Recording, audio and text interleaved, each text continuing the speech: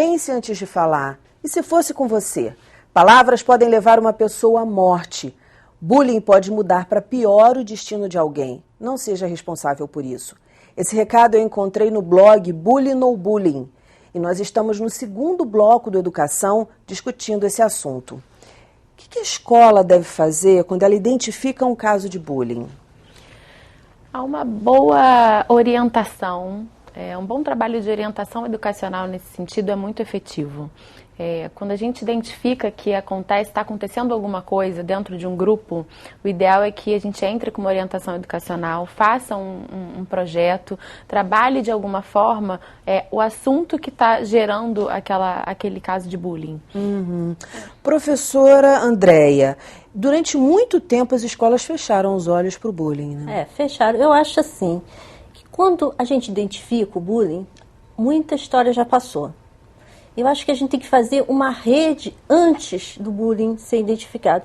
Uma rede de proteção para a criança. Então, na hora que a gente consegue trabalhar outros temas, eu sou contra uma aula específica para bullying, um debate para bullying, porque aí você já está no bullying, você já identificou, algo de errado já está acontecendo. E também porque uma aula, eu acho, um debate, eles morrem, né? Você esquece. Quando a gente consegue trabalhar isso transversal, o ano todo, né? De modo que o garoto conheça o outro, conheça as habilidades que o outro tem. De repente, o meu colega está em outra turma, eu não tenho aula com ele, às vezes nem recreio eles têm juntos, eles não conhecem. Essa diferença que pode dar o bullying. Então, se você mistura esses meninos com o mesmo objetivo, você não vai praticar bullying em quem você conhece, em quem você gosta, em quem você está trabalhando em grupo. É muito mais difícil. Então, se você mistura, isso fica mais fácil. Então, eu sou contra, vamos fazer um projeto sobre bullying. Não. Vamos fazer um projeto onde os meninos trabalhem juntos. E aí você, indiretamente, está trabalhando esse bullying contra o bullying. Uhum. Agora, geralmente são de turmas diferentes. Eu faço essa pergunta porque na minha turma ocorria bullying e era pessoal da mesma turma. Quando as turmas são muito grandes, eles tendem a fazer grupos, né? O grupo das meninas, o grupo das meninas que gostam de ginástica, o grupo dos meninos que gostam de futebol.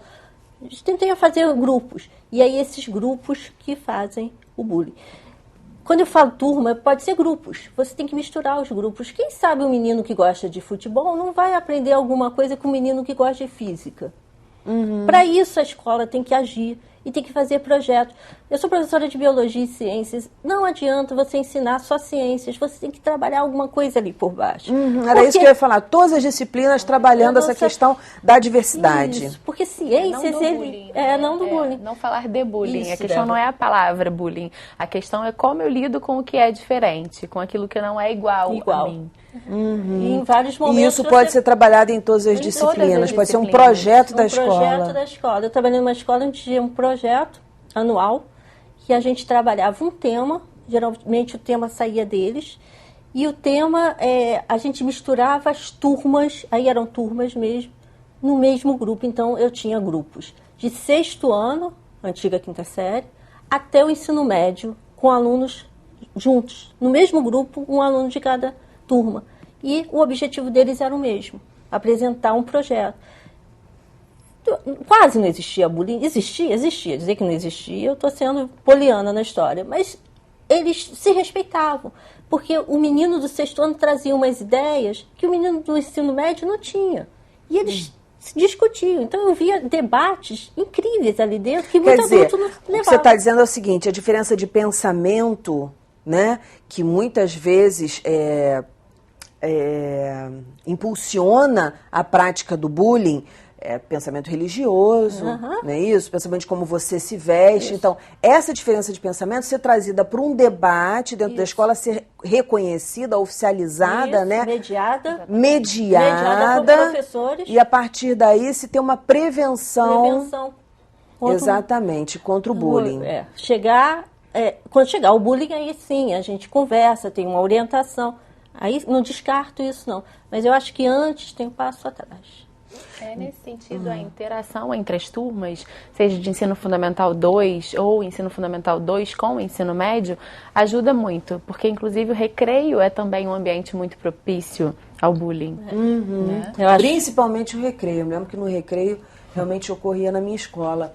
Débora, e como que a gente aborda os pais numa situação dessa? Como a escola deve abordar os pais? É importante, num primeiro momento, até tentar entender o que está acontecendo, né? Porque às vezes acontece alguma coisa em casa que a escola desconhece, por isso essa parceria entre família e escola é essencial, né? A gente precisa entender o que acontece na vida daquela criança. Às vezes alguma coisa tá mexendo com a criança para que ela tenha esse tipo de atitude. Às vezes é em casa, às vezes é na escola. E o importante também não tentar procurar um culpado, porque na realidade não é culpa da família que não observa, não é culpa que ele não tem orientação. Às vezes é realmente uma questão que está ali, está incomodando, mas ele não está sabendo como externalizar, não conversa com a família, às vezes a família não sabe o que está acontecendo.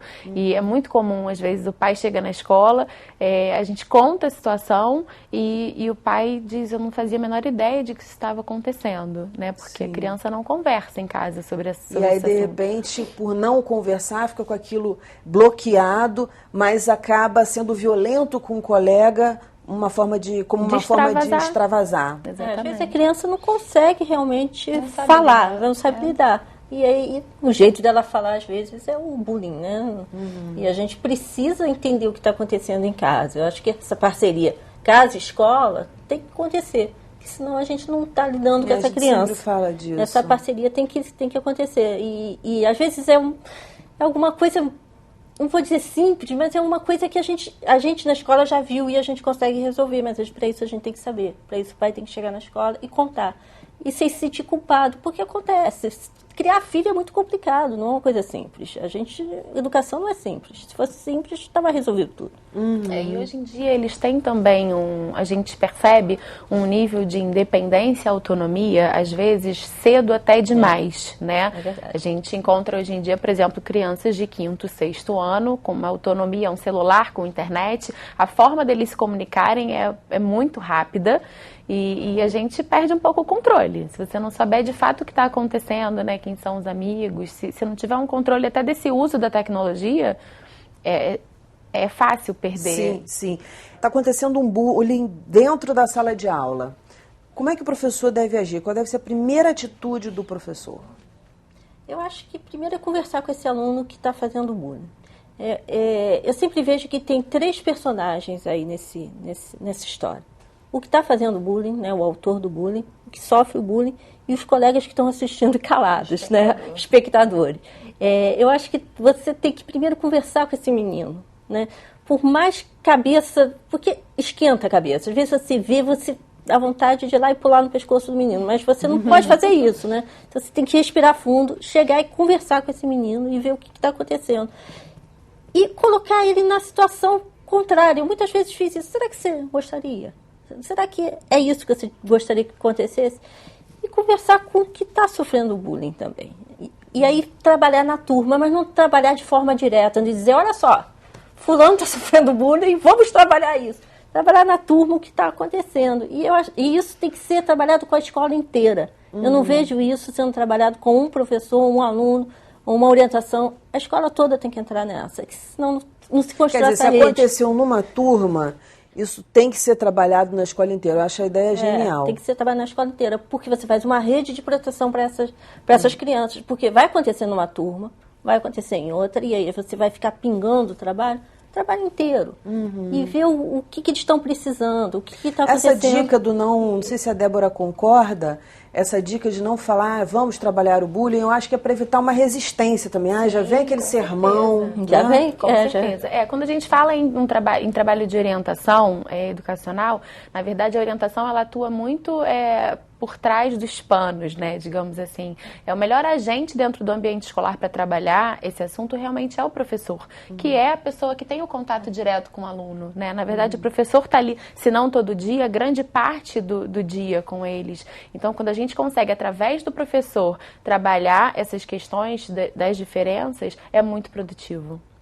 E é uma questão assim, o que é trabalhado ali, a gente estava falando do cyberbullying, né?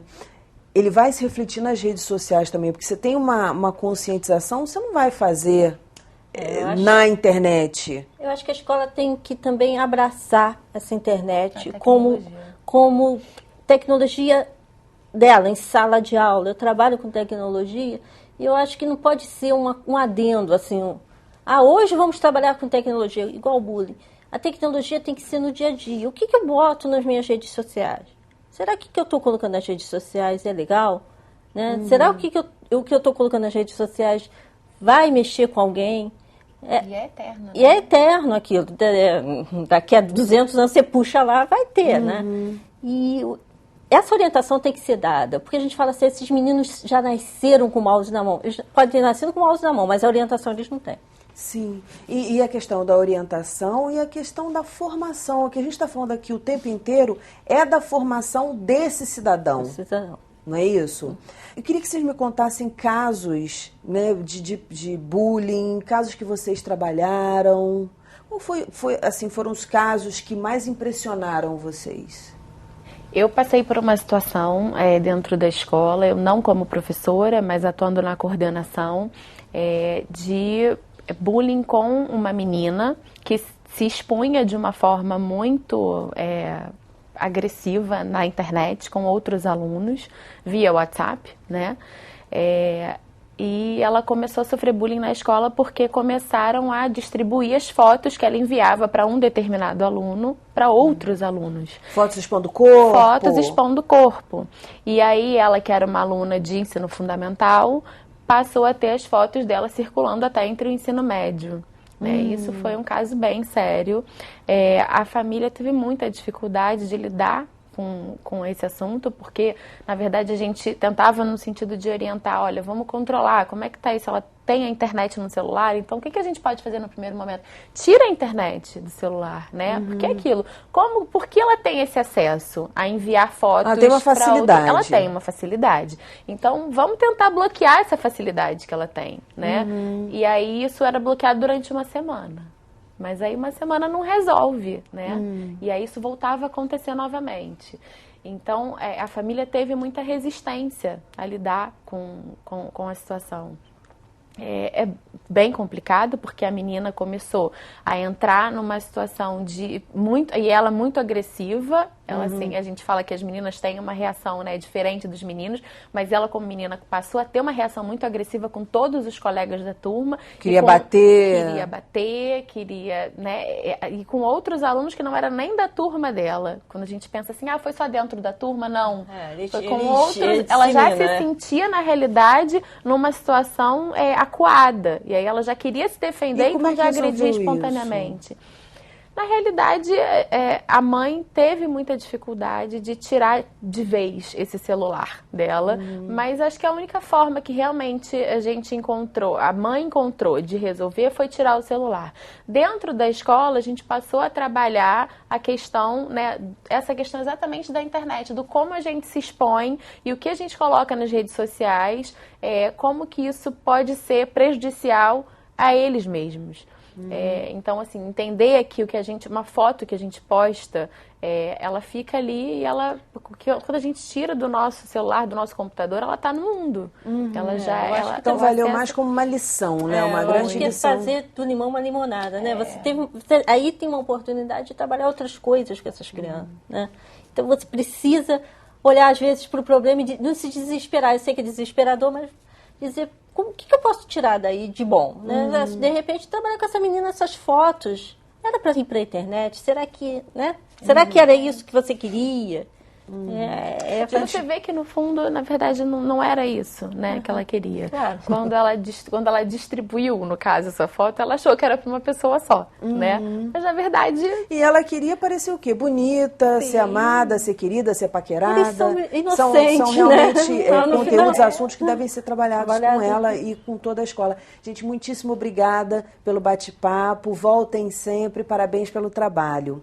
E depois de tudo que nós acabamos de escutar aqui, a esperança é de que a gente possa fazer só o que é bom.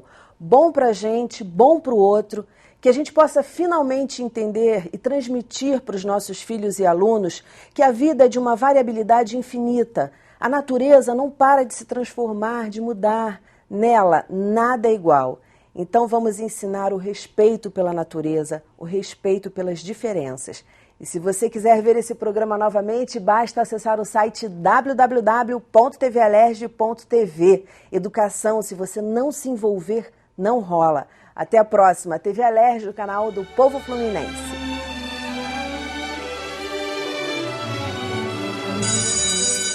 Minha infância, eu acho que eu aproveitei bastante, mas eu deveria ter aproveitado muito mais. Me preocupei demais com as coisas que estão agora, adolescência, entendeu?